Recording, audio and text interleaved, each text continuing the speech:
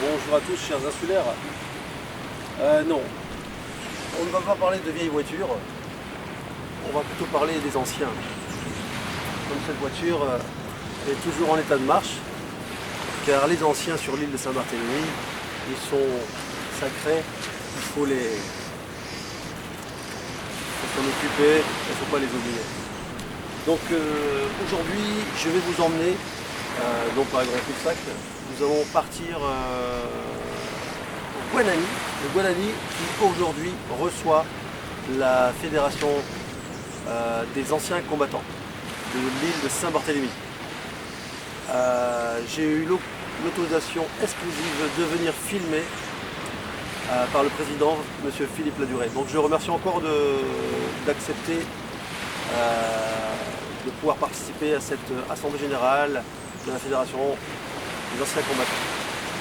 Vous aurez l'occasion d'avoir plusieurs reportages, plusieurs interviews des anciens. Voilà. Pensez à nos chers disparus, exactement. Et je vous dis, on se voit de suite.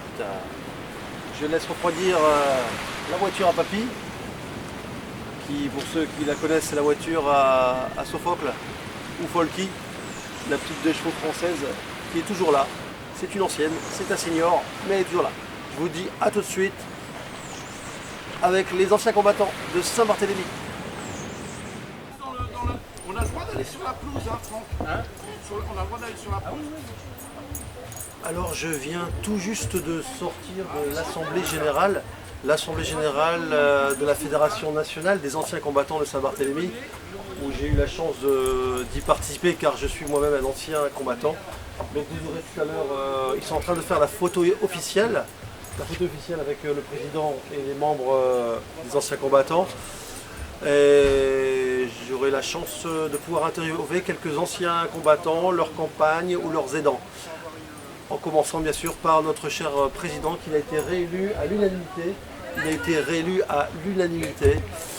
Donc Philippe Ladurée, à nouveau président des anciens combattants de Saint-Barthélemy. À tout à l'heure.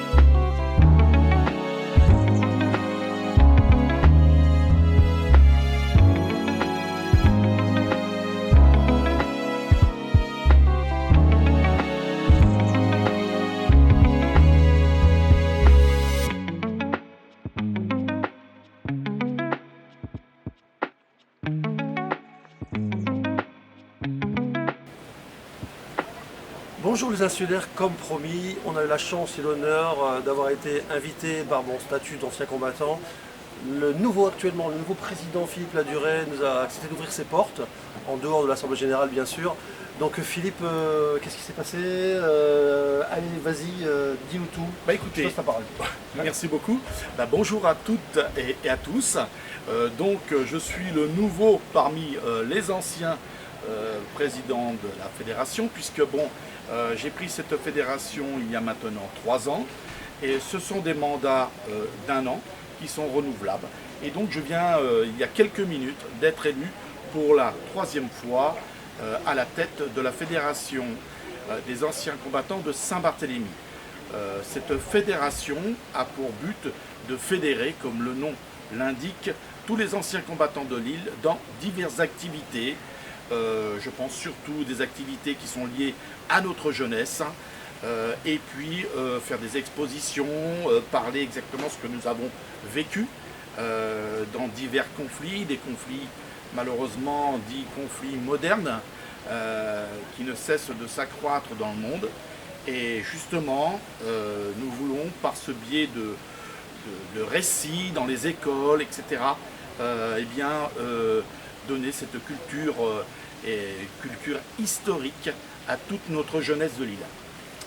Merci Philippe, on t'a vu lors des cérémonies, tu as fait des très très beaux discours et justement dans ce reportage on va parler un peu les valeurs des citoyens, parce qu'il ne faut pas forcément être ancien combattant pour avoir des valeurs citoyennes. Pas du je tout. pense, hein. Pas du tout.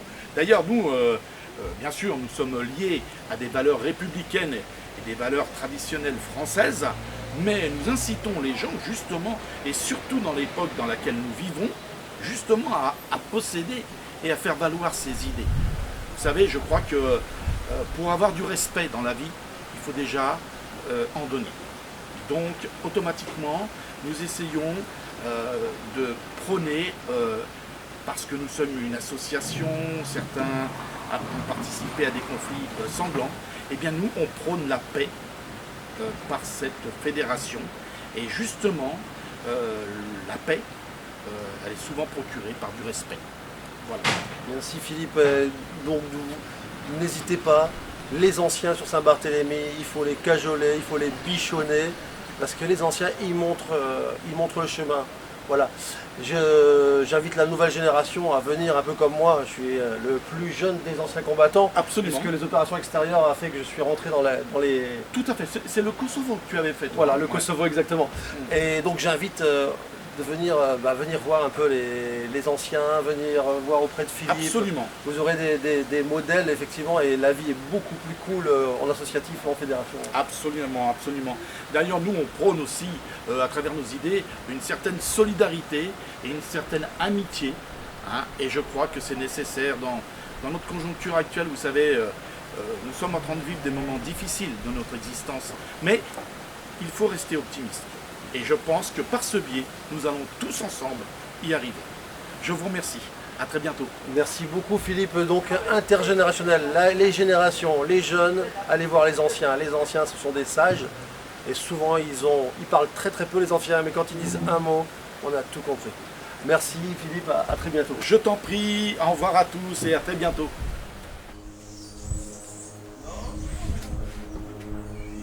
Bonjour à tous, chers internautes insulaires. Alors aujourd'hui, j'ai la chance d'être accueilli par Jean-Claude et son épouse à son lieu de domicile à Saint-Barthélemy. On fait un reportage sur les témoignages des anciens combattants, qui habitent depuis plus de 30-40 ans sur cette île à Saint-Barthélemy. Donc j'ai la chance de faire partie de la Fédération nationale des anciens combattants sur Saint-Barthélemy. Donc je fais partie de leur fédération, dont le président est Philippe Ladurée. Mon ami Philippe, on l'a déjà vu lors des différents reportages. Jean-Claude, vous le connaissez, puisque Jean-Claude, sur l'île depuis 45 ans sur cette île, c'est ça Jean-Claude, vous le connaissez, puisqu'il est le porte-drapeau de cette fédération nationale. Alors Jean-Claude, est-ce que tu peux nous expliquer, te présenter, depuis 45 ans que tu es sur l'île, qu'est-ce qu'un porte-drapeau, qu'est-ce qu'un ancien combattant, parce que les gens ne comprennent pas. D'abord, la raison qui nous a poussé à venir à Saint-Barthélemy a été une raison de santé. Moi j'ai une maladie en vivant en Bretagne, je faisais de la paralysie, et un jour mon chirurgien il m'a dit Jean-Claude, quitte ton pays et va au soleil et puis tu jetteras tes médicaments, tu n'auras plus besoin de médicaments. Ah, t'avais quel âge à peu près quand tu as dû pas quitter le continent, la France? J'avais une trentaine d'années, ouais. 30-40 ans. Voilà. Ouais. Donc tu avais déjà fait les guerres, tu avais déjà fait le service national, d'accord. Ouais. Ouais. Et donc, quand on est arrivé la première fois à Saint-Bar, on a pris un petit déjeuner chez Denem, à l'Edenrock. Chez Denem à Edenrock, donc il y a plus de... Oui. Et donc, c'était Denem qui était maire. Chez Denem, d'accord. Et donc, on a vu cette plage, le temps magnifique, il n'y avait personne sur la plage, c'était idyllique, quoi. Et aussitôt, on a, disons, rayonné un peu dans l'île, et moi j'ai vu que le climat me convenait. C'était très sec à l'époque, beaucoup plus sec que maintenant. Et donc l'époque de NN, donc ça remonte à combien d'années? Ça a beaucoup d'années. Ça remonte à 79. 79 pour nos chers amis qui sont sur l'île. combien d'habitants, combien de voitures à peu près hein Dans les- Ça devait être un village. 2000-2300. 2300 habitants, donc quelques voitures. Ouais. Et Rémi Dehaene à l'époque. Très, très peu de voitures. Ouais, ouais, c'est- Rémi Dehaene, que je rappelle, c'est le premier qui a atterri sur Saint-Barthélemy. Ouais, ouais, C'est lui ouais. qui a fait les échanges Ouais. commerciaux avec les Caraïbes c'est- et la France. C'est lui qui a un peu, disons, aiguillé Saint-Barth vers le tourisme D'accord. et tout. Et l'île, beaucoup de Saint-Barth, disons, travaillaient à Saint-Thomas À Saint-Thomas, ouais. et venaient en vacances passer, disons, 2 ou 3 mois avec la famille à Saint-Barth et repartaient. Oui, il y a beaucoup de Vive. Saint-Barth qui parlent anglais parce qu'ils étaient Oui, sur oui. Saint-Thomas, on allait Bah travailler. oui, parce qu'ici, il n'y avait rien. Il n'y avait rien. Rien. Parle-moi un petit peu de l'île, il n'y avait rien, comme les Bah. anciens, puis toi, qu'est-ce que t'as. C'était quoi c'était vraiment une. C'était, nous, moi quand je suis arrivé ici, donc en plus j'avais fait un grave accident, disons, de maladie. Maladie, et, ouais. et donc quand les médecins m'avaient dit, si tu passes le cap des 5 ans, C'est bien. t'es sauvé. Ah, Et donc, C'est sauvé.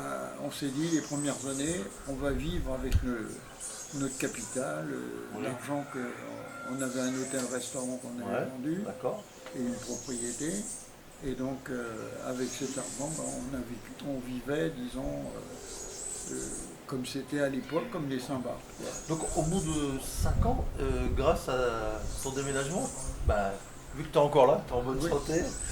En plus, j'ai jamais pu, depuis que je suis à Saint-Barth, j'ai jamais pris de médicaments pour le truc que j'avais en France, quoi.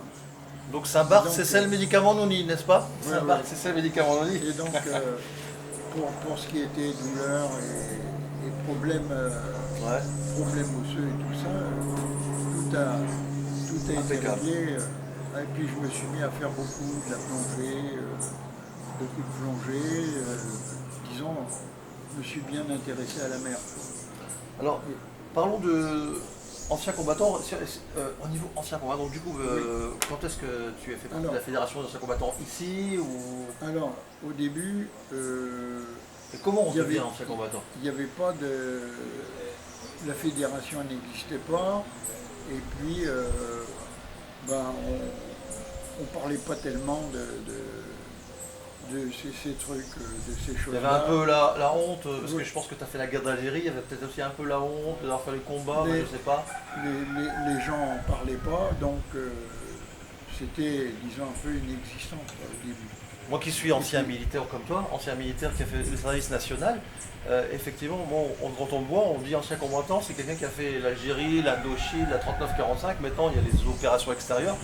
Et j'ai rencontré des gens antimilitaristes en tant que Mais- jeune à l'époque. Mais ce qui s'est passé, c'est qu'il y a eu la même chose aux États-Unis avec les anciens du Vietnam, Ouais. où les gens qui revenaient du Les vétérans, Vietnam ouais.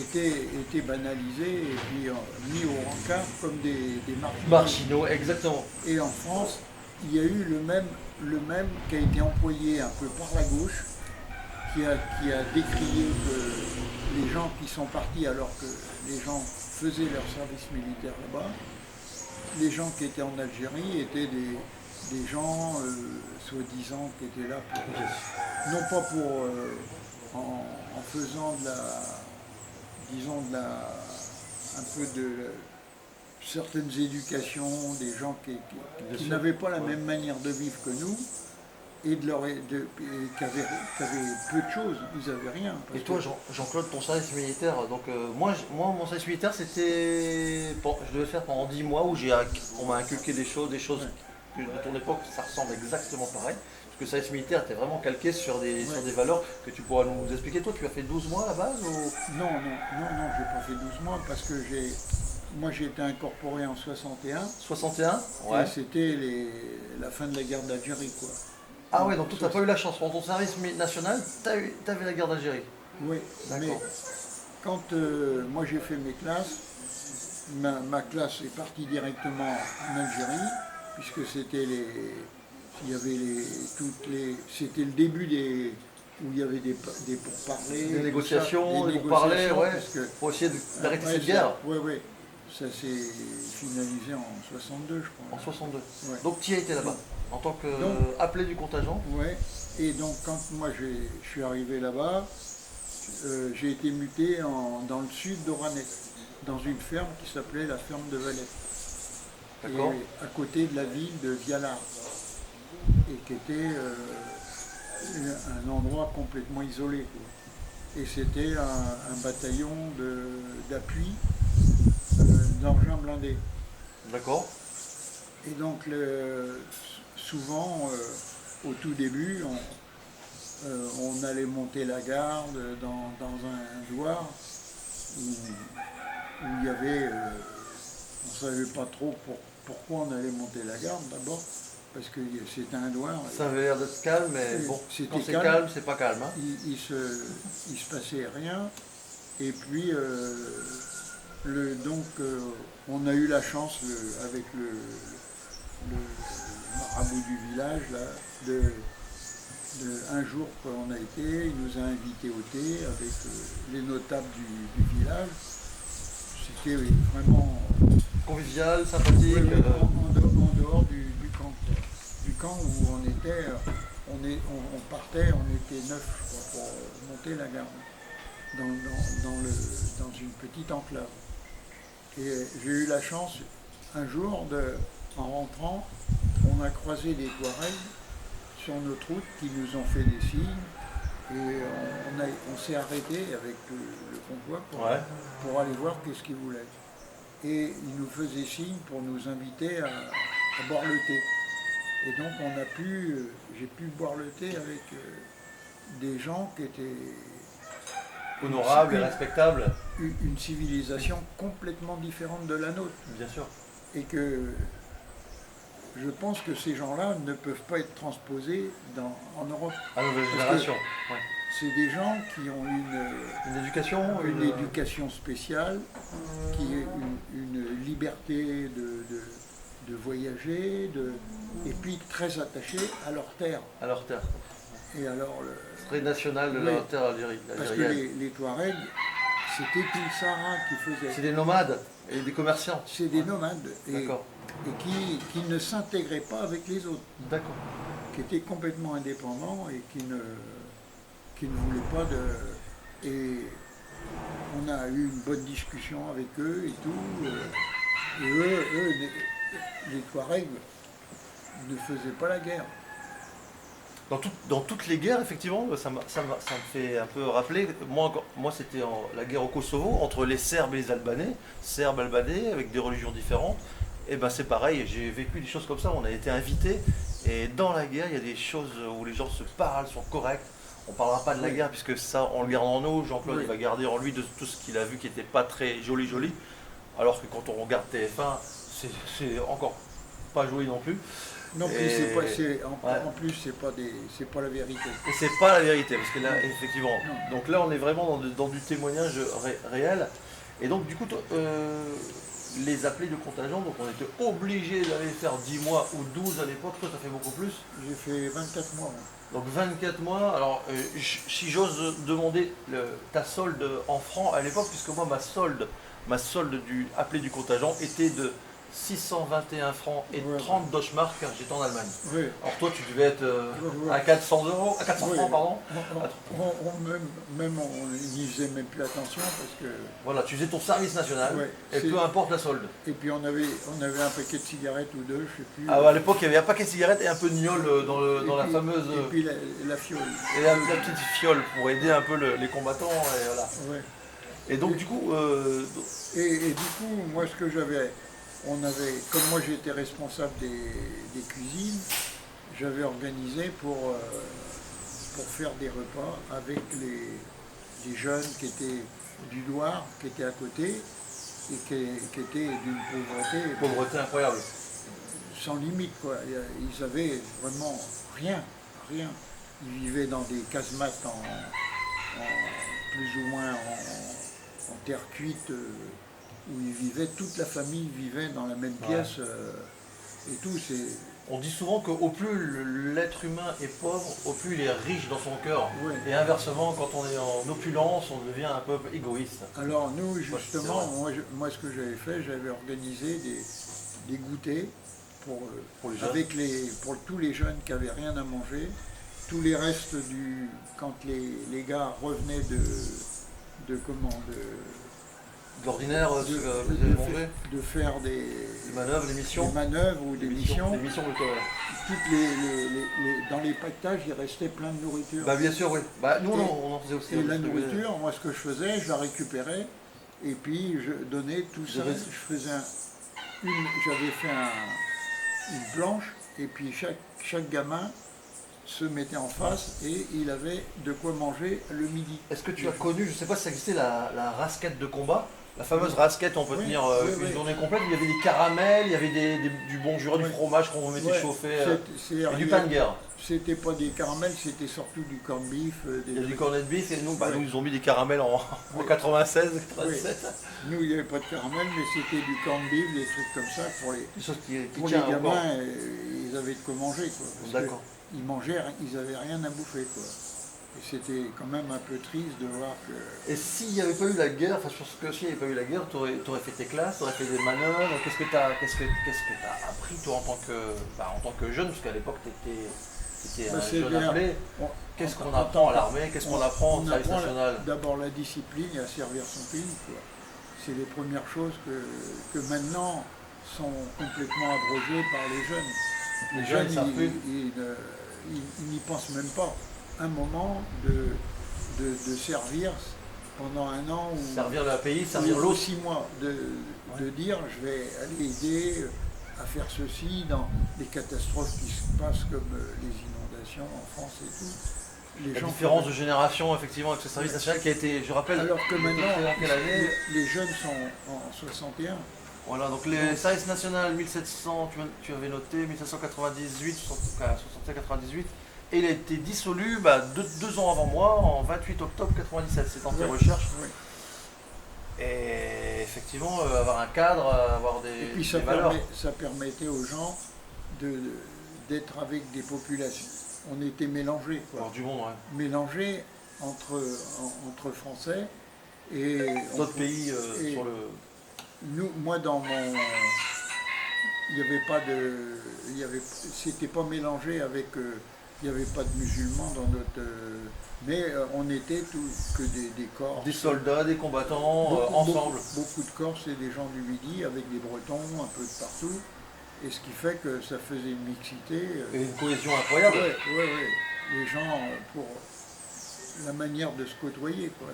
Cette cohésion qu'on arrive à influer dans ce corps d'armée, parce que les militaires engagés ou appelés, il y a une certaine cohésion et il y a des exercices, Oui. des entraînements pour créer cette cohésion. Et cette cohésion, un vieux de Oui. Bijard me disait, on vous enlève vos privilèges, on vous met ensemble et vous devez être obligés de vous entraider pour pouvoir avancer. Oui. Ensemble, on va plus loin. C'est ça. Ouais. Et je pense que c'était pareil. Et du Ouais. coup, on était des soldats avec un seul uniforme. D'ailleurs, pour les uniformes des écoles, ça peut être sympa. Un seul uniforme, C'est- les mêmes d'ailleurs, règles pour tout le monde. Moi, je dis que les uniformes dans les écoles, il y a longtemps qu'on aurait dû y penser. Les Anglais, ils ont toujours eu des uniformes dans les Bien écoles. sûr. Partout, en Se Afrique. sentir, voilà. En Afrique, ils avaient des. Partout. Ouais. Et les gens se sentaient imprégnés. Appartenir d'un groupe. Ah, voilà. C'est ça, c'est appartenir à un groupe et pas à une individualité, je Ouais. pense. Parce que ce qu'il y a, bon, la guerre d'Algérie, c'est une guerre politique, hein, déjà, Bien sûr. qu'il y a eu, parce qu'elle a démarré juste après l'Indochine, aussitôt, ça a été, ça a commencé à se dégrader, quoi. Parce qu'il y a eu la fin de la guerre en 45, 46, et puis après, il y a eu, ça a basculé en Indochine. Et après l'Indochine, comme à l'époque on avait des politiques, moi je pense qu'on aurait pu éviter tous ces conflits Bien sûr, bien sûr. en discutant avec les gens avant d'arriver au conflit. Et le conflit, parce que bon, ils étaient soutenus par les Chinois, hein, les Vietnamiens. Alors les Viet, c'était en fin de compte une guerre un peu idéologique aussi, Ouais. puisque c'était le communisme contre l'Occident Ouais. et tout, qui était... Alors, Je vais couper juste un petit peu. On va couper pour Vincent. On est toujours avec Jean-Claude. Donc j'étais à la question, Jean-Claude, quand je suis arrivé sur l'île, moi effectivement j'ai rencontré des personnes qui font partie des anciens combattants. Je me suis tout de suite ressenti reconnaître ma famille, entre guillemets ma famille militaire, où j'avais eu le même service national, peut-être un peu plus différent, puisque moi j'ai connu l'OPEX, l'opération extérieure, et pendant mon service national, j'ai pas été au Golfe, je suis resté à travailler en Allemagne. Et à Saint-Barthélemy, quand tu es arrivé, donc il y a eu une fédération nationale des anciens combattants qui se sont rassemblés, qui a été créée, je ne sais pas en quelle année à peu près. Je ne sais plus en quelle année. On fera les recherches. Ouais, c'est une bonne idée. C'est une bonne idée, on fera des recherches là-dessus. Alors moi, j'ai fait mon service militaire en France. Les Saint-Barth, les jeunes Saint-Barthélemy, je pense, pas que je pense, je suis sûr, j'ai rencontré des Saint-Barthélemy, des gens qui étaient nés à Saint-Barth ou à Saint-Thomas ou à Saint-Martin, qui ont fait leur service militaire tout de suite. J'ai eu l'impression que c'était un frère d'armes, parce qu'il avait eu les mêmes valeurs inculquées en Guadeloupe, en Martinique ou en France. Oui. Donc ça veut dire que dès qu'on rencontre quelqu'un, donc maintenant les gens qui ont fait leur service militaire, ils ont 50 ans maintenant, parce que ça a été abrogé en 1997. Je me rappelle à l'époque, mon chef disait que ce sera les derniers citoyens, les derniers vrais hommes de France qui ont été formés par le pays. Et c'est vrai. Alors tu me dis, effectivement, on en parle souvent, c'est vrai. Et que de toute façon, ça a été une erreur de supprimer. Et à l'époque, on m'avait bien dit que les jeunes qui sont nés en France, qui sont en France et qui vivent grâce à la France, auraient brûlé le drapeau ou même faire des choses incroyables sur le drapeau. Et c'est ce qui arrive. Oui. C'est ce qui arrive, peu importe par qui ils ont été endoctrinés, puisque ça, c'est un autre débat. Mais c'est la connerie humaine ou la connerie, je sais pas. Moi, je pense que c'est plus, c'est au niveau politique. Il y a les politiques qui s'y sont mêlés. On a voulu. Maintenant, il y a une politique droite-gauche qui se joue et qui s'invecte et tout ça, et qui est pas bon pour le pays. Et donc, si on peut parler de Saint-Barthélemy par rapport justement ces jeunes et ces anciens sur cette île, parce qu'on va on parlait pas de politique. Hein, voilà, tous ensemble. Les gens, on venait à Saint-Barth, on s'intégrait. On était là pour s'intégrer par rapport à la vie du local et aux gens. Donc vous vous imposez pas vos cultures à Saint-Barth, c'est plutôt... On venait pas pour... comme maintenant, les gens ils arrivent avec des milliards pour acheter une j'ai droit, j'achète, j'ai droit. Ouais. Ou les gens qui viennent au guichet, comme je l'ai vu, qu'est-ce que j'ai droit, quels sont mes droits. Alors que normalement c'est d'avoir des devoirs, je pense. Les gens ne pensaient pas à ça, ils pensaient à leurs devoirs avant tout. Et est-ce que tu peux me raconter la petite histoire de la misère Bon, moi je suis originaire de l'île du nord de la France où il y avait les mineurs et ils vivaient des trucs, un calvaire. Et apparemment à Saint-Barthélemy, c'est pas qu'apparemment, c'est sûr, ils vivaient vraiment aussi pauvres que des mineurs, aussi pauvres que des gens... Les gens, ils vivaient pauvrement ici. L'eau potable. Ils vivaient pauvrement, mais... riches humainement.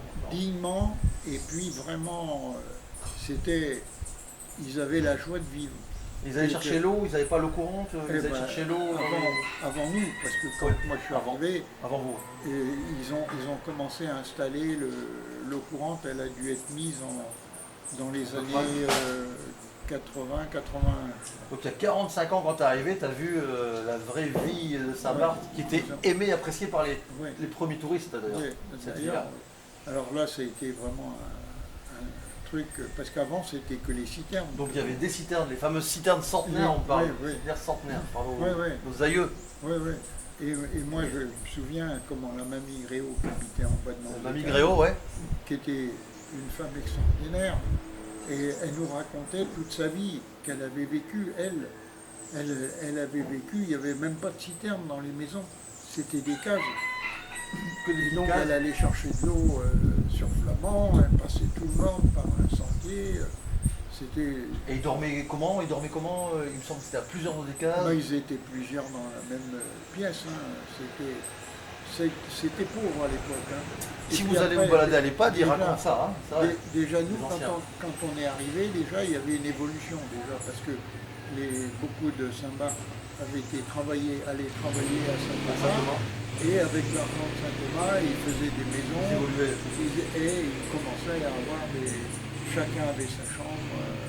Et Parce c'était- qu'avant c'était soit des hamacs ou des paillasses en, Oui. en paille, là, en Oui, paille, oui. enfin de ce qu'il y avait, ce qu'ils trouvaient. Beaucoup des Enfants, hamacs, hein, parents. ils vivaient dans les hamacs. Hein, beaucoup, hein. D'ailleurs, il y avait beaucoup de cases qui étaient restées. D'ailleurs, c'est dommage qu'ils les aient démolies, et les cases, parce que Oui, il faut c'était- préserver un petit peu cette culture, c'était- cette, bah, peut-être que d'où on vient. c'était aussi un peu nostalgique, disons, Ouais. de garder des choses comme ça pour certaines familles qui ont vécu, disons. L'île s'est vraiment transformée hein, Ouais. après, hein, c'est vraiment transformé. Et donc, la mamie Gréau nous racontait toutes les histoires, tout ce qui s'était passé, comment ils vivaient et tout ça. D'accord. C'était extraordinaire pour nous qui venions qui n'avions pas eu la même vision des Sur choses. le continent, voilà. Sur le Sur le continent, continent. entre la vie à la montagne, la vie à la campagne, la vie dans les îles, On c'est- passe pas des. C'est pour ça que les politiques peuvent pas savoir ce qui se passe on peut pas savoir. dans des petites îles comme Saint-Barthélemy. Alors maintenant, ils voient qu'il y a de la. Bah, on a un une PIB, évolution. PNB intéressant, donc forcément ils voudraient Oui, récupérer un peu le truc. alors maintenant que c'est. Au fur et à mesure que l'île d'ailleurs a évolué, on a vu l'État a cherché à venir prélever des impôts. Les problèmes des continentaux. Alors, les Saint-Barth qui, à ce moment-là, se sont un peu révoltés en disant qu'ils avaient un statut Bien particulier sûr, ouais. qui existait depuis La roi de Suède. Depuis la Suède, bien Ouais. sûr, la Suède. Et Gustave V, je crois. Alors ce statut effectivement particulier, il attise effectivement l'État français et bien sûr les gens qui voudraient Ouais. ne pas payer d'impôts. Ouais. Mais par contre c'est une toute petite île. Donc Ouais. du coup l'île des Saint-Barth a été vraiment transformée. Alors maintenant, l'île s'est bien transformée, mais il ne faudrait pas non plus qu'elle change de trop. De toute façon 21-23 km², on ne peut pas Oui. l'étendre. Donc Oui. et c'est Il y a une île pas où tout le monde travaille, Ouais, donc on n'a pas le temps de s'ennuyer. tous les gens travaillent, tous les gens font quelque chose. Quelque chose, ouais. Ouais, les gens qui disent ouais, on est sous les cocotiers Non. en palme, c'est pas vrai. Chacun fait quelque chose, améliore. Bah, parlons de toi, les anciens. Donc, encore une fois, tu as bien les anciens, la fédération des anciens combattants, parlons-en. Donc, du coup, Alors, à peu près, on regardera la date. moi Tu es rentré il y a combien d'années aux anciens combattants? je me rappelle plus. Hein, Et pour rentrer aux anciens combattants, il faut un statut particulier. Si moi je suis un jeune, j'arrive, je vais être ancien combattant, je ne Oui. peux pas. Non, Vous allez d'abord. oui, Il faut un pédigré, on va dire. c'est comment Loulou Quick qui était président Le low quick, d'accord. et qui m'avait dit tiens, si Jean-Claude, si tu veux, donne-nous tes papiers et puis on. Il y a une fameuse médaille Oui. que j'ai aussi, qu'on l'a, qui nous la reconnaissance de la nation, Oui, voilà. que la nation nous donne. Et donc, c'est comme ça que je suis rentré Et là, on peut être ancien combattant. aux anciens combattants. Et après, Et après, pour être porte-drapeau, c'est il faut envoyer des papiers donc, document officiel, document. au préfet. C'est-à-dire le préfet, c'est le préfet de Guadeloupe D'accord. qui le donne. Et il faut envoyer un certificat de. T'as des services, tout Oui. ce qu'on a fait.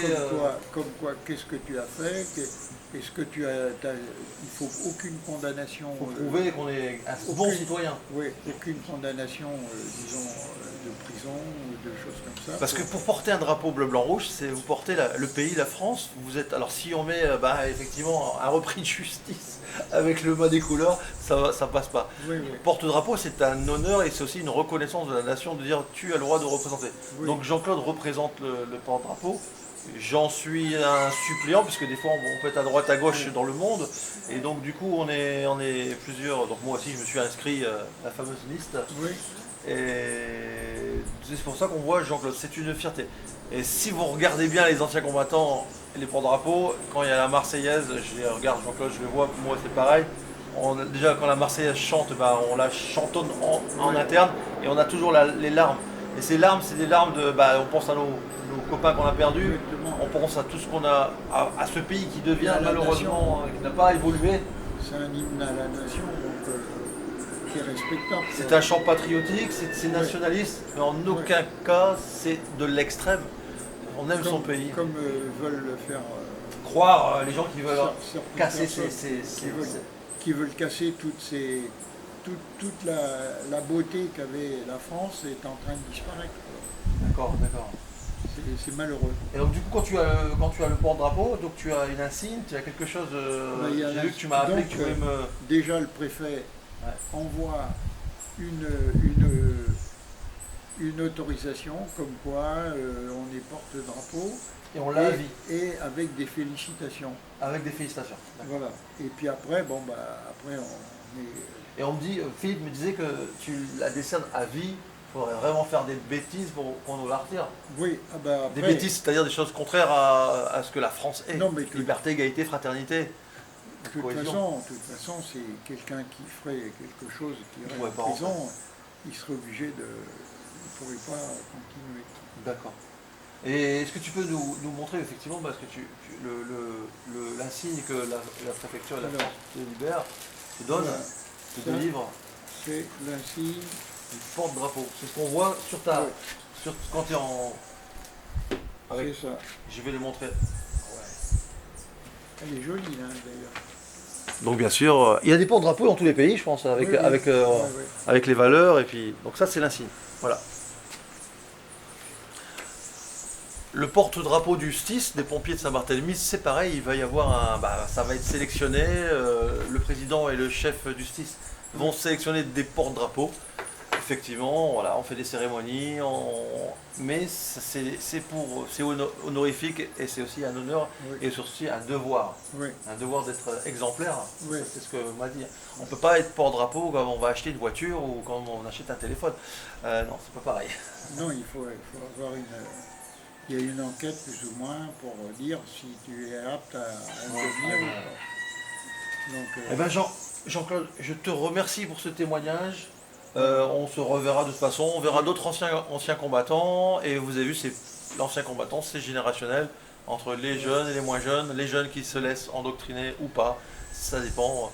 Donc on se reverra bientôt sur la prochaine cérémonie. Je pense qu'il y a les anciens combattants, il y a la Sainte-Barbe bientôt. Oui, il m'a demandé pour, je ne sais plus quelle date.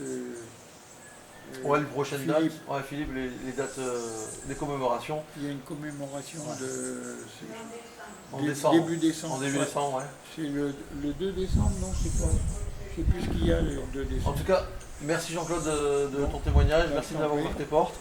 Et on se dit à très bientôt. Merci. Au revoir. On a voulu faire un endroit qui soit bien armé à Nazan. À Nazan, c'était en 50. Dans les années 50 à peu près? C'était 54, Dien Bien Phu. Et Nazan, c'était 52, 53. Puis après, c'est passé sur Dien Bien Phu. Et c'était épouvantable. Il y a eu 13 000 prisonniers. 13 000 prisonniers français? 13 000 prisonniers. Et sur les 13 000, il en est rentré 3 000. 13 000 et ils sont rentrés 3 000, d'accord. Waouh.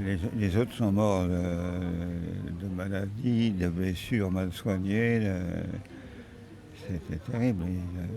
Ils ont dû faire des centaines de kilomètres de marche quand ils ont été saisis. Il y en a beaucoup qui sont tombés en route. C'était pas la gloire. Dans les manuels d'histoire et de guerre, on dit que Bien Bien Phu, c'était une cuvette. On dit toujours que qui tient le haut, donc le sommet tient le bas. C'est pour ça? Parce qu'il fallait avoir une piste suffisamment longue pour que les DC-3 puissent transporter du personnel et du matériel.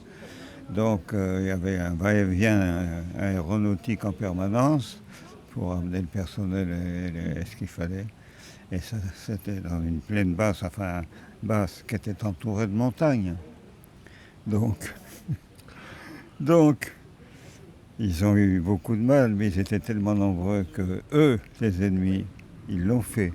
Ils ont monté des pièces d'artillerie très lourdes dans la montagne. Ils ont réussi à monter tout ça sans que ça se remarque. Et on s'est retrouvés piégés, bombardés.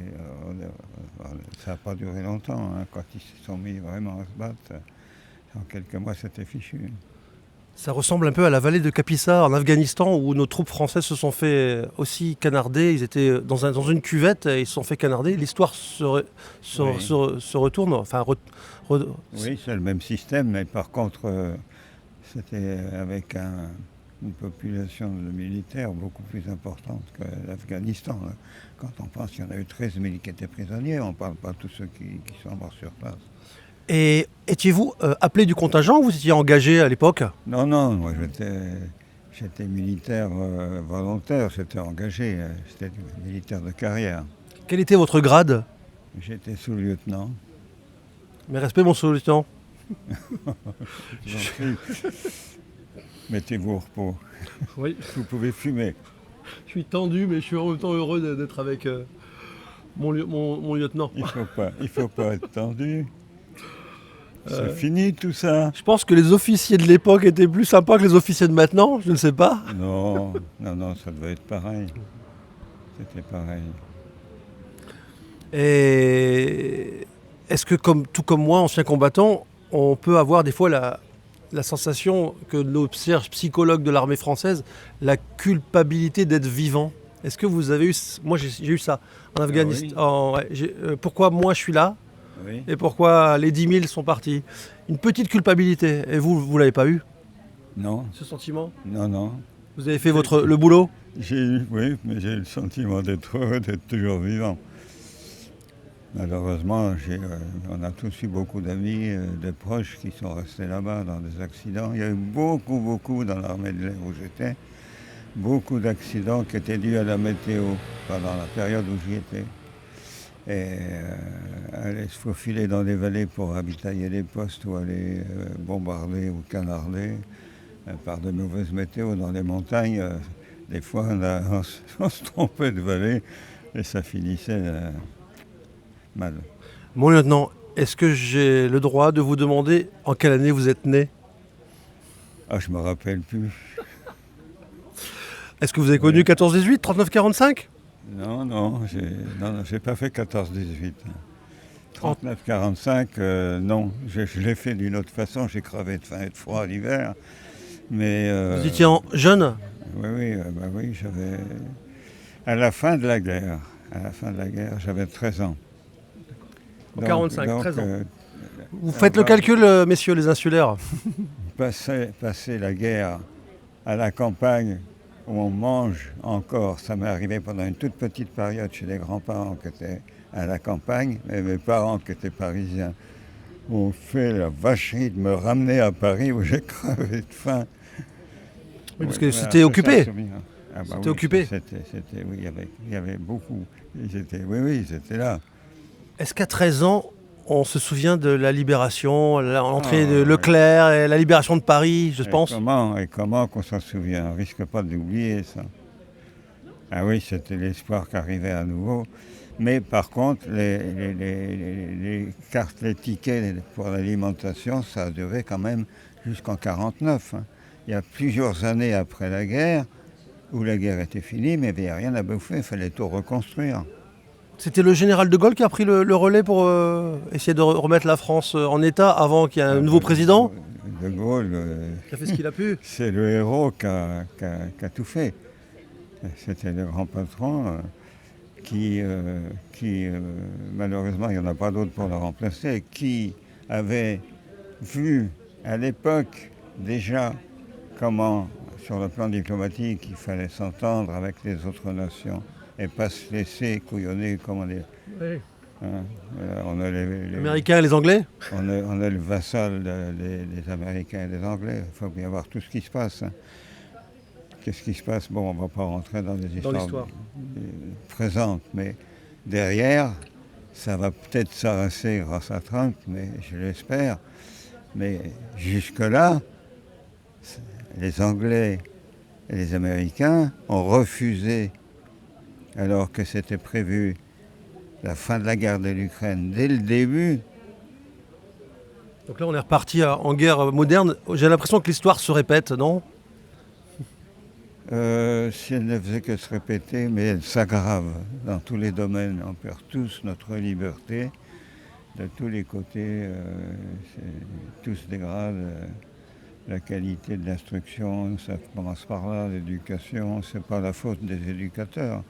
Ils sont dans un système où, malheureusement, Ça se passe comme ça. Donc si, pour conclure, parce qu'on ne va pas durer trop longtemps avec nos salades. Mais Je passe un excellent moment avec vous, c'est vrai, on va quand même conclure, allez-y. pour conclure, ce qui est terrible, c'est pour les jeunes. Moi, je pense que... Qui nous regardent. Oui, les jeunes générations. Pour avoir à lutter dans l'ambiance avec tout ce qui se passe actuellement, tout qui se dégrade, tout qui va remplacer petit à petit avec la fameuse intelligence artificielle. Et j'en passe. C'est très difficile. Il faut avoir beaucoup de discernement pour savoir se protéger. Il faut vraiment réfléchir sur tout ce qui se passe. Et pour éduquer la suite, les enfants, ça va être très difficile. Il faut faire attention. Oui, on est une génération connectée.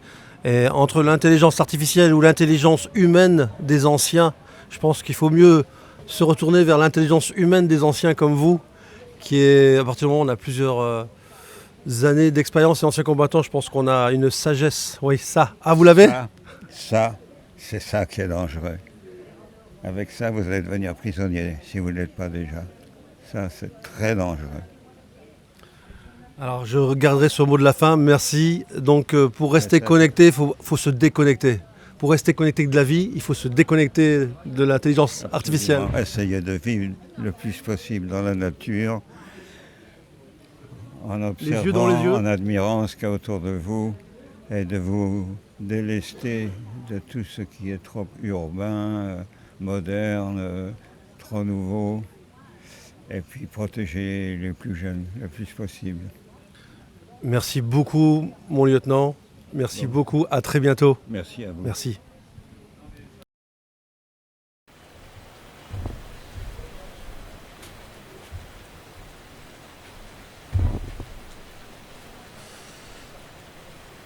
Ainsi s'achève le reportage sur nos anciens de l'île, nos anciens combattants, nos anciens citoyens, enfin tous ceux qui sont encore sur cette île et qui vivent heureusement encore. Nous pensons bien sûr à toutes les personnes qui nous ont quittés. Et bon, c'est plein d'émotions que je termine ce petit reportage. On va les laisser profiter un petit peu de ce repas des anciens. Et je vous dis à très bientôt pour un autre reportage. Les jeunes, regardez les anciens, ils ont beaucoup de choses à vous montrer. Et soyez moins sur Google. Les anciens disent la vérité, Google pas toujours. Allez, je vous remercie beaucoup. Merci encore aux producteurs de mettre tout ça en boîte. La plupart des anciens ont préféré garder l'anonymat. Donc voilà, j'ai quelques interviews, mais les autres, on respecte leur choix. Et je partirai avec plein de témoignages succulents sur ce reportage. Merci encore, à très bientôt pour de nouvelles aventures.